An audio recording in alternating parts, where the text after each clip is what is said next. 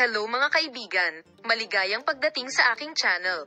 Nandito ako na may magandang video. Bago lumipat sa aming video, huwag kalimutang mag-subscribe sa aking channel, i-like at ibahagi ang aking video. Ngayon ay narito ako sa magandang balita tungkol kay Tug Babuyak Ustan at Engine Accurek.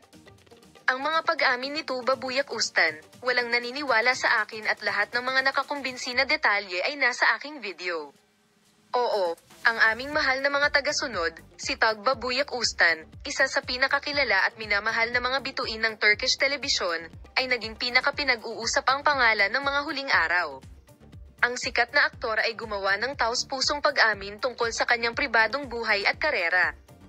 Narito ang mga kahangahangang pahayag ni Tug Babuyak Ustan at binasa ang kwento ng mga paghihirap na naranasan niya. Talento at kagandahan. Narito ang katapusan ng kwento ng mga pagtatapat na ito. Si Tug Babuyak Ustan ay kilala bilang isa sa pinakaiginagalang at minamahal na aktor ng Turkish television.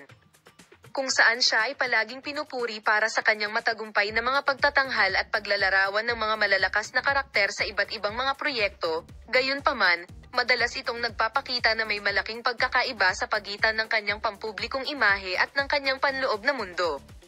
Walang naniniwala sa akin at ito ay isang napakahirap na sitwasyon, sabi ng sikat na aktor, na nagpapaliwanag kung gaano kahirap hanapin ang balanse sa pagitan ng kanyang pribadong buhay at karera at upang ipahayag ang kanyang sarili.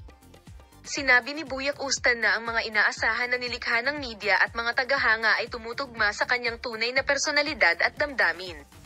Ipapakita namin sa iyo ang mga balita at mga detalye sa paksa, column.